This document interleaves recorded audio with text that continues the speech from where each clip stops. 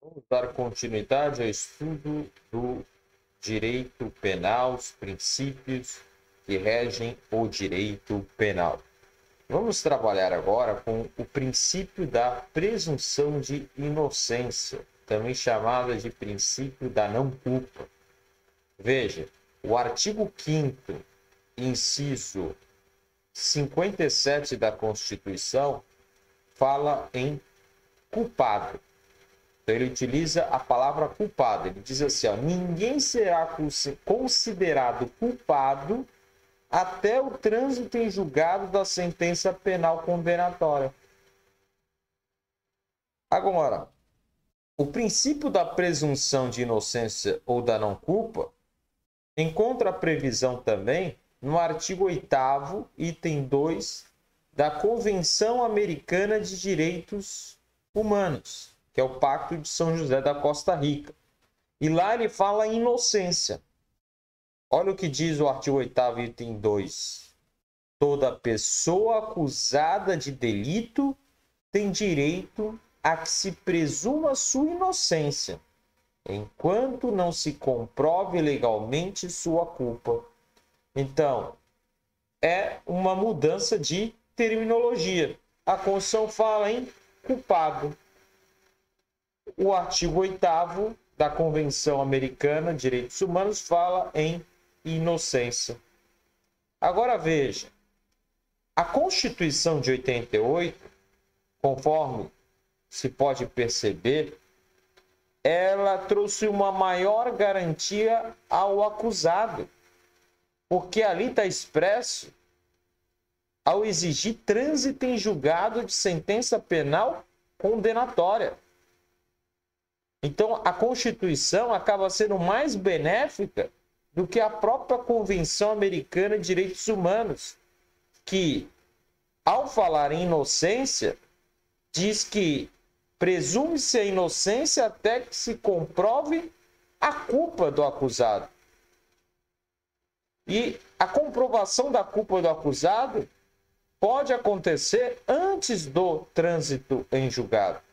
Então, sem dúvida nenhuma, a Constituição acaba sendo mais benéfica ao réu, ao acusado. O princípio da presunção de inocência ou da não-culpa, como queira, deve ser analisado sob dois aspectos. Primeiro aspecto, como regra de tratamento. O que é essa regra de tratamento? O acusado, o réu, deve ser tratado como inocente durante todo o decorrer do processo. Durante todo o decorrer do processo, deve-se dar esse tratamento. Deve-se presumir que o réu, que o acusado, é inocente. E o segundo aspecto do princípio da inocência, da presunção de inocência, é a regra probatória, a inversão da prova. Veja, cabe à acusação provar a veracidade das acusações. Não é o acusado, não é o réu quem tem que provar a sua inocência. Porque se a Constituição e a Convenção Americana de Direitos Humanos presume como inocente ou como não culpado, se há essa presunção, em razão disso, dessa presunção, não cabe ao réu, ao acusado, provar que ele é inocente, mas sim ao órgão acusador provar que ele é culpado, que ele está envolvido na prática da infração criminal.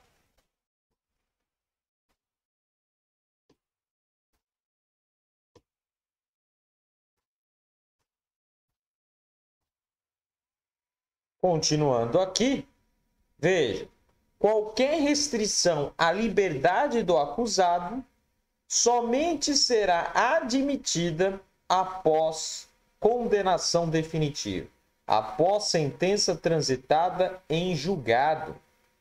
Trata-se aqui da prisão, né? Trata-se aqui da prisão com pena, né? Trata-se da prisão com pena. Eu coloquei aqui no slide prisão sem pena, mas na verdade trata-se da prisão com pena, ou seja, Para que haja restrição da liberdade do acusado, é necessário que haja uma sentença condenatória definitiva transitada em julgado. Então, para se aplicar prisão com caráter punitivo de pena, precisa do trânsito em julgado. Isso porque só é possível a decretação da prisão provisória quando presentes os requisitos legais, aqueles requisitos da prisão cautelar, o fumus comissi delicti, né? E o periculum libertatis. Então, somente nessas hipóteses aí será possível a prisão sem pena. Mas nesse caso, tem que preencher os requisitos previstos em lei.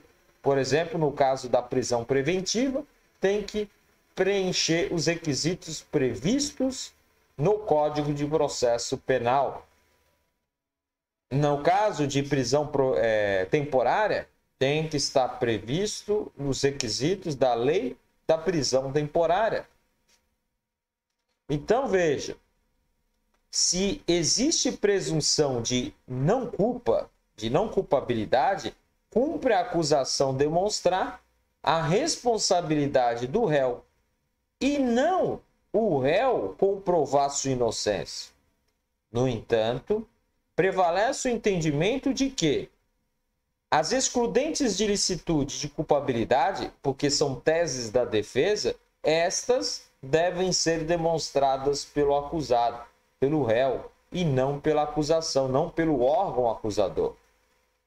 Atualmente, o Supremo Tribunal Federal tem entendido não ser cabível prisão, não ser cabível a prisão com caráter de pena em segunda instância, aquela prisão proferida pelo tribunal, em segundo grau, sendo cabível apenas as prisões provisórias quando previstos os requisitos dispostos em lei. E essa discussão acontece porque antigamente o Supremo entendia que a prisão com caráter de pena só com trânsito em julgado. Aí depois lá do processo da Lava Jato,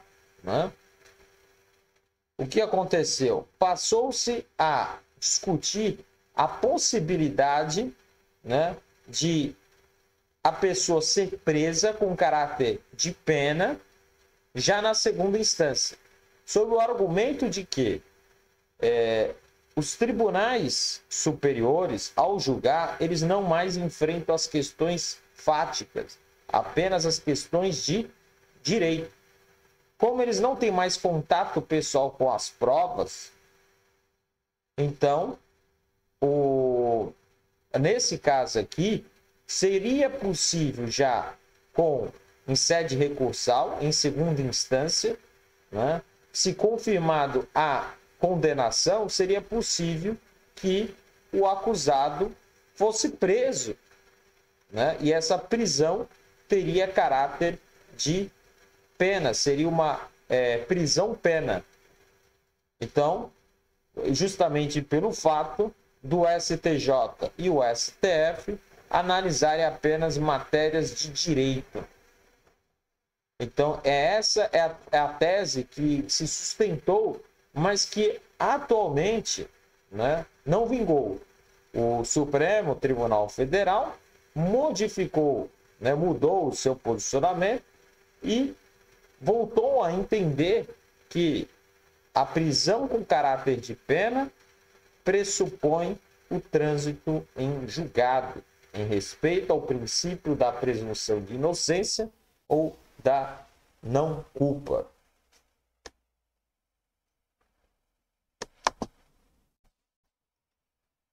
Veja, a condenação deve decorrer de um juízo de certeza do magistrado. Então, o juiz só deve condenar o réu se ele tiver certeza de que há provas de autoria e de materialidade.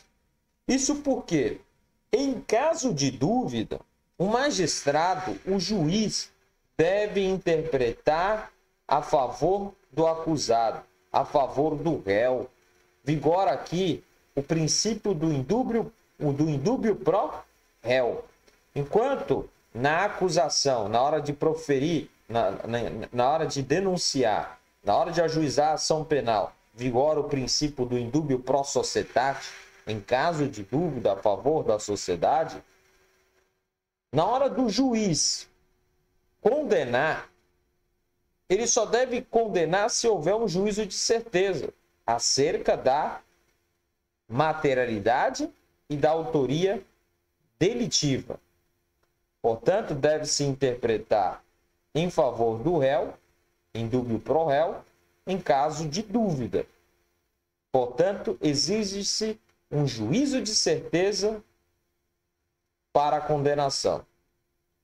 Segundo o Renato Brasileiro, e aí eu passo a transcrever trecho, né, do livro do Renato Brasileiro, que diz o seguinte: não havendo certeza, mas dúvida sobre os fatos em discussão em juízo, inegavelmente é preferível a absolvição de um culpado à condenação de um inocente, pois, em juízo de ponderação, o primeiro erro, que no caso é absolver o culpado, acaba sendo menos grave que o segundo erro, que seria condenar o inocente. Então, se é para errar, é melhor errar para inocentar o culpado do que para culpar um inocente. É isso que o Renato Brasileiro quis dizer. Agora, a título de curiosidade, nos Estados Unidos, né, o acusado tem o direito de declarar inocente ou culpado. Inclusive lá vigora o aviso de Miranda, né, onde lá vai dizer, né, que tudo que o preso disser poderá ser usado contra ele, ele tem o direito de permanecer calado, né, tem direito à assistência de um defensor, de um advogado. Mas veja, nos Estados Unidos o acusado tem o direito de se declarar inocente ou culpado antes do julgamento.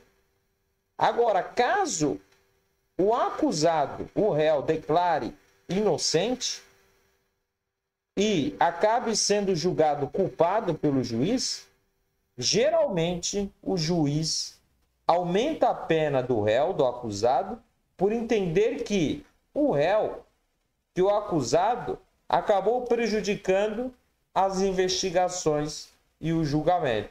Então, veja que o tratamento aqui dado ao acusado, ao réu, né, nos Estados Unidos é diferente do que acontece aqui no Brasil.